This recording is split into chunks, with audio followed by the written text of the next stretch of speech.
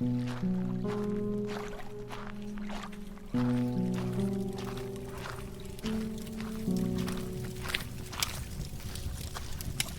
travelers, to my realm of nightmares.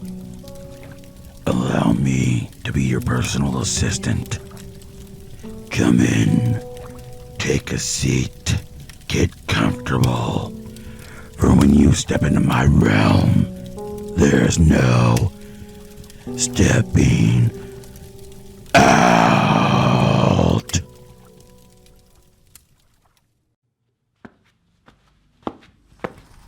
Walking through the doors of Murder Corp, I approached the secretary and asked her to call ahead and let my old friend Murdoch know I am on my way up. She did not even bother to look up at me when she spoke. Who the hell do you think you are? The CEO is a very busy and important man. He does not have the time for the likes of... She stopped dead in her tracks as she finally looked up. The look on her face was comical. I mean, I could only imagine what crossed her mind when she saw me standing there. After a few minutes, she composed herself. Sir, I am so sorry. We have had so many callers for the CEO's attention. As of late, he asked me to refuse anyone's admittance, but I am sure he would not turn you away. She called up and let him know I was here. Seconds later, the elevator leading to the penthouse suite opened and I stepped on. And yes, about how you spoke to me earlier, I'll make sure Murdoch does not hear of it. I would not want you to get in trouble on my behalf after all. I gave her a little wink and I was off.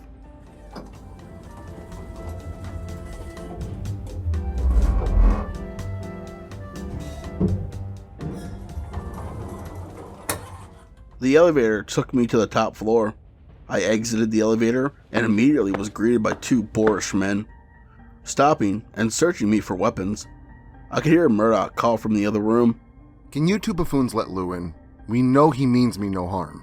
My friend yells to them. They let me in without further delay. Passing by them into the office of my friend, I was greeted warmly. "Lou, how the hell are you, my friend? I don't get to see you much these days." He said as he got up, walking over to his bar. He poured me a glass of whiskey and set it in front of me. "Thanks. Yeah, it's been too long. I've been dying for a game of chess with an opponent that's not dumber than a child." We laughed as he sat at his desk. "Well, in that case, how about a game?" Murdoch said as he pulled out his chessboard. "You know I'm always down. Want to flip to see who's white and black?" No, my friend. You are my guest.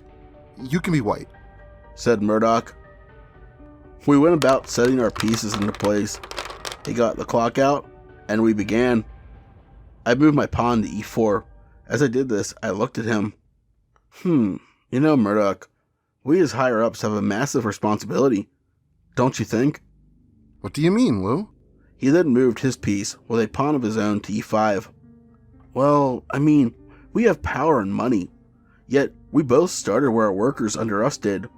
This government and country does not care for them. They are as expendable as the pawns in this game of chess. Pawn to f4. I said as I moved my piece. "Come on, Lou. They have the same chances we did, have the same opportunities for advancement as we did. All they got to do is work hard and they'll be promoted as we did," he said as he moved his piece from e5 to f4, taking my pawn. In response to this, I moved my bishop to c4. Yes, the bishop. In a way, they're like the upper middle class and wealthy, Have the freedom to move vast spaces, yet stuck in the rut of only moving back and forth on a diagonal line. Sort of like the managers of our buildings, constantly running to and fro with all of our errands, all the time trying to get ahead in their lives. "What has gotten into you today? Lou, you're acting kind of strange." Murdoch inquires of me. I don't know. It just seems like nothing ever changes. The rich stay rich, the poor stay poor. And I don't think that's how this world is meant to be. Do you? "Well, I don't know, Lou, but what can we do?" Next, Murdoch moves his knight to f6. The knight. Able to move 3 spaces vertically and 1 horizontally. They are useful, but also, if used wrong, defeat is guaranteed. If used right, well, I guess We shall see how this goes, I said with a grin. I respond by moving one of my knights to c3. Yeah, me good old white knight coming to my defense. He moved his bishop to b4, and I countered by moving my pawn to e5, followed up by Murdoch moving a pawn to d5. I responded by moving my bishop to b3. Murdoch responds by moving his knight to e4. I then move my knight to f3, followed by Murdoch moving his pawn to c6. Oh, looks like things are starting to get serious. Well, it's time for the big guns. I move my queen to e2. It doesn't appear so, but don't count me out yet, Lou. You know you've never beat me before. He said this as he captured my knight on c3 with his bishop. I then take his bishop on c3 with my pawn. Murdoch moved his pawn to g5. A few more turns passed by, with both of us appearing evenly matched. Finally, Murdoch did something I was not expecting. He castled his king. My pawn captures your knight. How do you like that? It looks like I just about have this game in the bag. Oh, my old friend, you don't think I'd go down without a fight, do you? I move my pawn to c4, taking your bishop.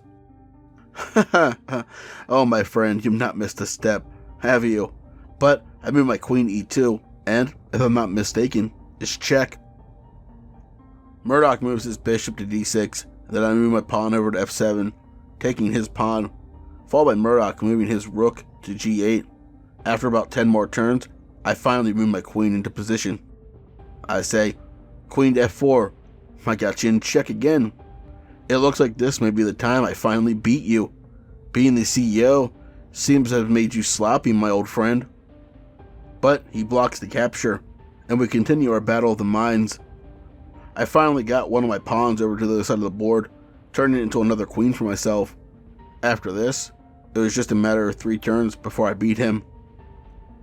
Finally, after about a 12-minute game, I say, checkmate. Good game. Murdoch started to say, but was interrupted by a loud boom. What the hell was that? Murdoch asked as the alarms went off and security personnel went to work. The secretary from earlier came in and apologized for the intrusion. Sir, I'm so sorry for the interruption, but I feel you needed to know that the mech factory was just attacked. She said in a panicked tone. What do you mean, attacked? And by whom? Murdoch barked. I don't know, sir. All I know is that a group of individuals, numbering from 10 to 20, were seen entering the building roughly 30 minutes ago. And moments before the explosion, cameras show them piloting the mech we had built out. Then the factory blew. Thank you, Cassandra. You're all dismissed. I'll call for you when I'm ready to start damage control. Murdoch waved a hand at her, letting her know the conversation was both over and she was to leave now. She left. I just sat there calmly with my legs crossed and a smile on my face. Murdoch finally noticed this. He looked at me and was shocked. What the hell are you smiling at, Lou? Don't you understand the implications of this attack? Traitors to the government are now in possession of weapons to start a full-blown war. Oh, I understand perfectly what just happened. Oh, I understand, Murdoch, more than you know. This game we just played, the whole time, I was instructing my soldiers on what to do, when to act, and told them how to reprogram and operate your mechs. This is my play. I laughed in victory as I pulled the gun on him. Lou, how could you? We're friends, aren't we? How could you betray me like this? Oh, come now, my friend. You don't think I'm just gonna shoot you, do you? Where would be the fun in that? If I wanted you dead, I just had one of my friends come in and take care of you while they're doing the other job. No. I am here because I want you to join me. Help me bring this government down and create a new shining world. One where everybody is created equal. One where people don't starve and die needlessly. Too long have we lived under the thumb of these assholes that care nothing for us. We do what they want or die. This is no way to live. Please, my friend, join me. I don't want to kill you, but I can't have you expose me either. Murdoch looked dumbfounded as he took this all in. Then he finally spoke. Slowly at first, but his wits returned. So you're telling me you did this, and that you want me to join you. But what I don't get is, why? Why would it not be easier to kill me? leaving no loose ends behind. How can you be sure that I'll not betray you, and that my loyalty is not with the government that has given me everything? My tone softened. All good questions, and the answer to them all is friendship. You and me, we have been through it all, Murdoch. We have been friends since we were kids. I trust you more than anyone. So, what do you say, brother? Are we in this together? I say as I lower the gun. At first, I think he's going to attack me, but then he shocked me. You know what, man? You made a compelling argument. We may very well die, but you're right. Something has to change. Sniper, stand down. Bring me my ride. As I say this, the wall to the building was torn off and a mech hovered there. I stepped aboard it. I looked at my old friend and said, "We got a war to start." I grasped his hand and pulled him up onto my mech.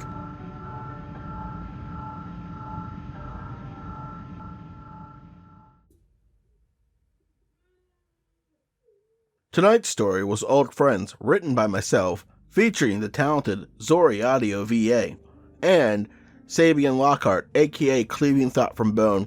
Please check out both these very talented people. The links to their channels and all their other social medias will be in the description below. Hey, did you know I have merch? Yeah, it's crazy, right? But I do. And if you like to walk around representing my realm, the links to my merch store, as well as all of my other social medias will be in the description below. As always, I'd like to say a special thank you to all my lovely Patreons. 242 Reads, Seraphine, the Midnight Bard, Creepy Clown Girl, Mia Mina, Philia Noctis, Hair Raising Narratives, Spooky Boo, Scary Story Time, Lycan Chucker, and Nathaniel Nelson. If you'd like to join these lovely travelers below out of my fire, you can do so by becoming a Patreon. Just remember the support is always appreciated but never expected. Please don't forget to like, comment, share, subscribe, and ding that bell for all future content, as it will really help push this video onto the algorithm and help the channel grow. And as always, Once you step into my realm, there's no stepping out.